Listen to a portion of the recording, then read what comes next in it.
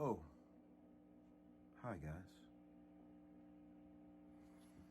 It's just me, Uncle Larry. I had to redo this video because of a fucking problem with the audio. I don't know what the fuck happened. Let's hope it doesn't happen again. But here it is, take two. I remember what I said. It'll probably be even fresher this time. So let's see what we got. Anyway, I've got some blistering hot VCB. And I've got old Magnatone amps. Here, check it out. Look at this. Look at that old Maggie. It's a model 450. I don't know if it's running right.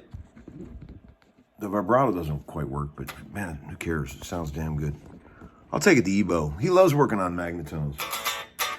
Ebo's a big fan of Ray Estey, the guy that designed all that shit. He says he's like the Albert Einstein of tubes. The things that guy did with tubes are pretty amazing.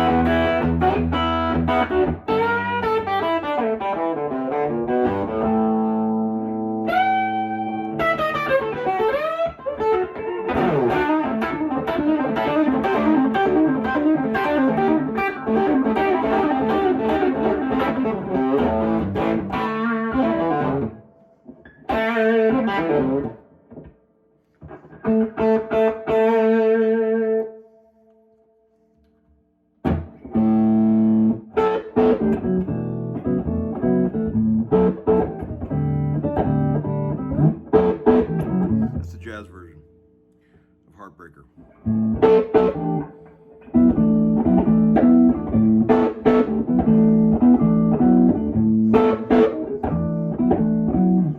Okay, God, I'm losing it. Okay, so what do we got? We got hot VCB. I was gonna tell you, I told you last night we watched a fucking funny ass movie. Me and the boys. It's an old movie you probably haven't seen in 40 years, kind of like me. The Eddie Murphy movie, Coming to America. My God, that movie is way edgier and more raw than I thought it was. Man, I thought it was going to be kind of cheesy 80s, but man, I don't think I've ever seen my son Marshall laugh that hard. He was in tears, and that movie is fucking awesome, and it holds up well. Check that out if you haven't seen it in a long time, like me. Let's see. Guess what, friends? Cliff's new single is out today. It's called Easy Way Out. The band I've been producing from, it's our first collaborative effort that's actually released. And check it out. The band's called The Cliffs, C-L-I-F-F-S. The song's called Easy Way Out. Check it out. Their new hit single. So, support the boys. Let's see what else we got. I got some good VCB. I actually stored some of this VCB on my other phone because it's very high tech. Just take screenshots, pretty high tech. Okay, so let's see. One guy said, "Hey Tom, is it considered bad taste to try and talk someone's price down in the guitar world? Like when you're buying a guitar, that's called haggling." I've been doing it for a long, long time, friends. I consider myself to be an old school expert haggler. I feel like the art of the haggle is dying. And let me give you a couple pieces of solid advice next time you're trying to haggle, okay? Here's where most people fuck up when they're trying to haggle somebody. No matter what, never insult another man's gear. No matter how fucked up it is, no matter what's wrong with it, don't ever talk shit on another man's gear, because if you do that, it pisses them off, and not only are they not ever going to move the price, they're going to think you're a total dick, and the deal's not going to happen, okay? And also, try to keep it fun and light. When you start getting too serious, throw a lot of jokes in there. When you start getting too serious about trying to deal with somebody, they get spooked. Like, how much do you want for it? Don't do that. Just don't do that. Keep it loose, keep it light.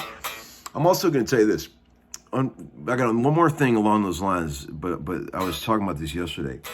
I've done so many estate sales for people. Anytime someone dies, they call me because I'm like the walking price guide. They want me to help them sell off the gear or whatever.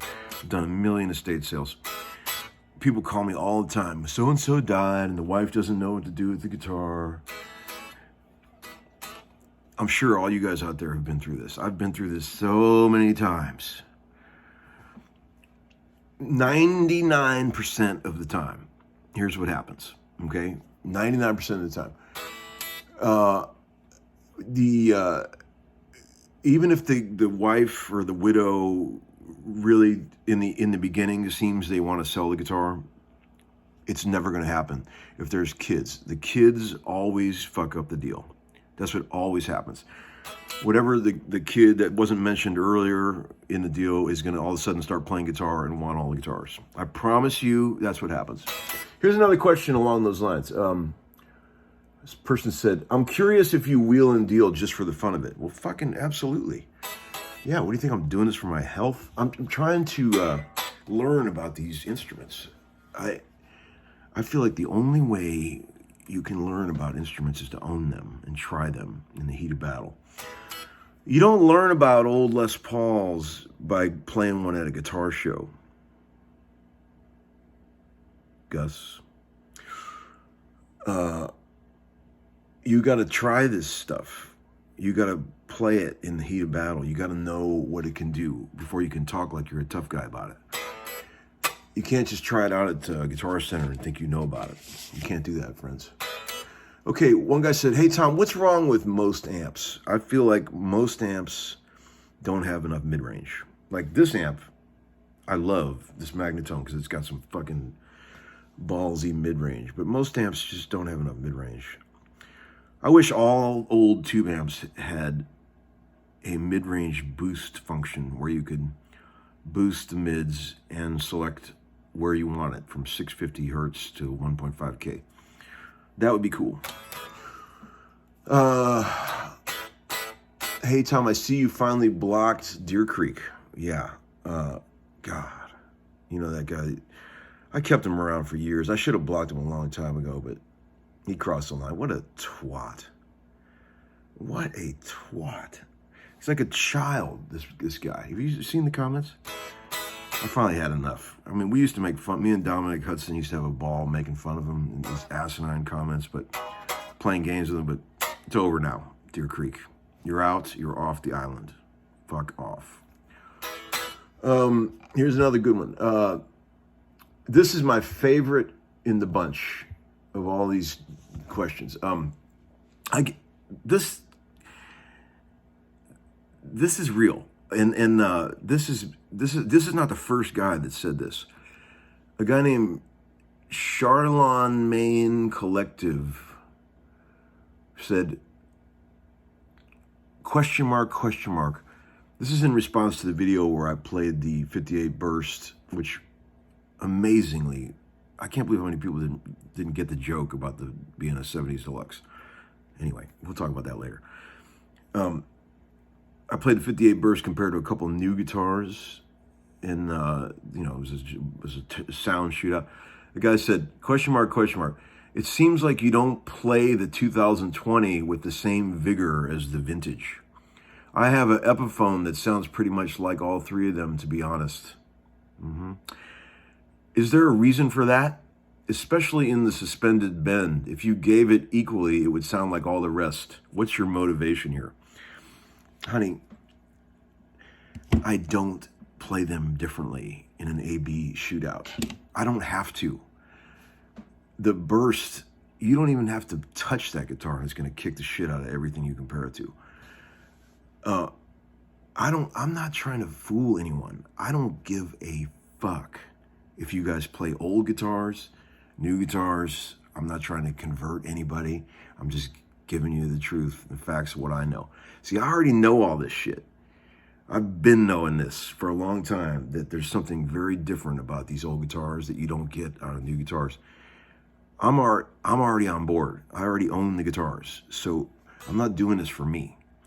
I'm trying to help anybody out there who wants to know the real truth. And if you take it any way you want. You can get pissed off at me. You could think I'm trying to hose you or fool you somehow. I'm not, people. I'm just trying to give you information that you can use down the road. That's all I'm doing. I clearly realize that all this vintage shit is out of the reach of most people. I get it.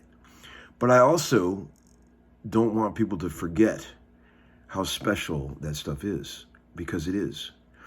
It's like arguing about analog tape versus Pro Tools and all this shit. You could sit and argue about it all day.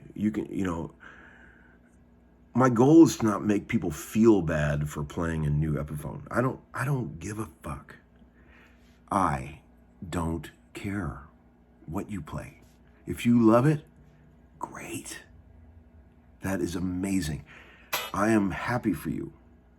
Please know that. I don't think less of people that play cheap guitars. I don't care. I know what I like.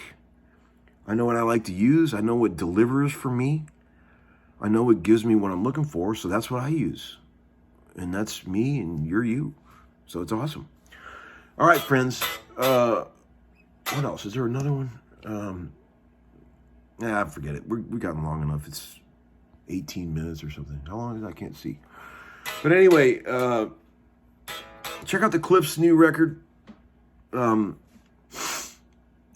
It's a beautiful day here. Springtime is here. I'm going to get out and drive the old GTO. I was driving this morning. I took the boys to school took Leo to school. They give you a funny look when you pull up in the school line with that thing. It's got the perfect rumble.